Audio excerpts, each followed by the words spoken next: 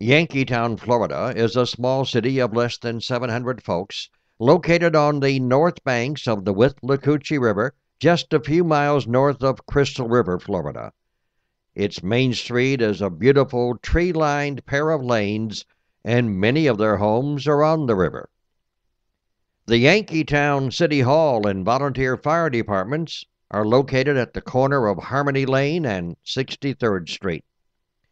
But some of the residents of Yankeetown tell us there isn't any harmony in their city because of a local version of Amendment 4 that was voted in about 4 years ago. I've been here 50 years. I have been an environmental fighter since I was 15 years old, and I don't mind telling you I'm now 62 and I'm not quitting. You only lose when you quit. But I've been in Inglis and Yankeetown area 50 years. I'm the retired postmaster. I am the acting president of the chamber. I am the local newspaper reporter.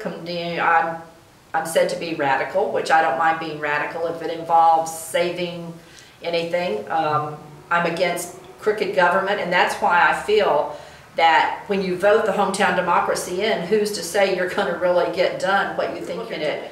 Cost of elections, and you're looking at lawsuits by people who have had their rights taken away of the property that they bought. You're looking at Yankeetown alone. I mean, there's so many for sale signs down there. When you take away your commercial base and only have residential base, there's nobody to pay for it. Yankeetown is already 5 years into a commercial moratorium. You can't even get a change on a lot, build a building. It's no zoning changes commercial. It's really, in my estimation, it has been one of the worst things we ever did, and I'm sorry I ever got involved in it. You know, hometown democracy can backfire on you. It's not all it's cracked up to be. There's better ways to protect your town interest. So now that the voters of Florida will get a chance to see what hometown democracy has done to Yankeetown and to St. Pete Beach, what recommendation do you make to anybody who's thinking, what am I going to do when I get to that ballot box on November 2nd and I get down to amendment number 4? You better go back and decide if you can trust somebody else to uphold what you vote for. Will the amendment really end up hurting your town more through lawsuits, through legal cost of elections that are going to have to be had every time you have a change? There's a lot more to this than meets the eye, and people sure better be aware. Tell our people of the Panhandle of North Florida, and the rest of Florida probably, what impact on the community of Yankeetown has your hometown version of Amendment 4 done to your community? Well, in addition to the national real estate market plummeting, we have had a double dip in our values in property simply because we have no commerce to support our tax base. Well, I understand there was somebody who was involved in the St. Pete Beach amendment changes, charter revision, which is very similar in the result of it, in that it would require any change to a comprehensive land use plan to be voted on by the voters. Yes. Was that person involved also in yours? Yes, that was a gentleman by the name of Mr. Brooks, an attorney from south of here that was involved with the St. Pete Beach organization, and he was brought in by numerous people here that are in favor of Amendment 4. If you were telling somebody who is living anywhere else in Florida about Amendment 4, whether it's good for them or not good, whether they should vote for it or against it, what would you tell them? I'd first advise them to become knowledgeable of actually what Amendment 4 is, and then vote it down. And our community it has suffered terribly because we haven't been able to grow. We've been standing still. We've actually been going backwards. We have a beautiful, pristine area.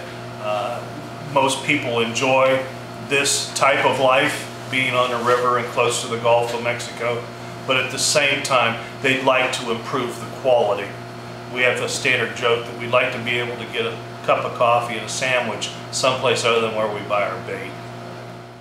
So what impact on you as a retired person living in Yankeetown does this Amendment 4 type of change to your city charter, what does that do to you? Well, to begin with, I'm no longer retired. I had sold the business, but retirement really didn't suit my personality. So how it's impacted me directly is probably more from the standpoint of property value. and what this will do to the value of my particular piece of property, because I bought a nice piece of property, built a nice house, and hope to turn that into equity for the future at some point in time. If you were talking to somebody and they say, well, what about this Amendment 4 that the voters of Florida are being asked to vote for, and compare it to what Yankeetown and St. Pete Beach have been through, what would you tell that voter? Well, I look at Amendment 4 as basically being un-American. It's the tyranny of the majority. It's not democratic in any way, shape, or form. It is exactly what our forefathers warned us about, and wrote a constitution to try to avoid. And that really says it all. It is proved to be exactly what our forefathers thought that it would be. It's a disaster. What impact has this charter amendment that happened in Yankeetown had on you personally? On me personally, the town has had a moratorium on building for the past 4 years, and they have taken away all a majority of the commercial hometown democracy charter on the town, and it's going to have a devastating effect on the town of Yankeetown. Is they've taken away all the commercial base, so that it would be impossible for somebody to build here, and with the restrictions they placed on it, and make it go. Art, you're a businessman, an entrepreneur here in Yankeetown, Florida, right in front of the Women's Club. And we asked you about Amendment 4, which is going to say that if you want to change the use of your land, the voters got to approve it. What has been the actual experience of landowners, property owners here in Yankeetown? Tell me about a friend of yours you know that had some property that they wanted to put some cottages on it, but because of the charter amendment in Yankeetown. Right, now they were business people. They owned the Yankeetown General Store, and he had a piece of property on the corner that he kept his RVs and boats people could rent, where they could put their boats there for the weekend. And when he sold the store, he retained that piece of property to put some cottages on there to use for weekend people or hunters or stuff like this.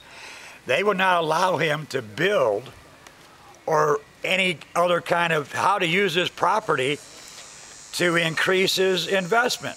So it's still sitting there with about 2 or 3 boats on it that don't pay the rent. I'm Tom Roach, a resident of Yankeetown, Florida. I'm Ralph Dixon, a resident of Yankeetown, Florida. I'm Dave Berkeley, also a resident of Yankeetown. We've lived with a local version of Amendment 4, and our recommendation to the voters is vote no on Amendment 4. 4.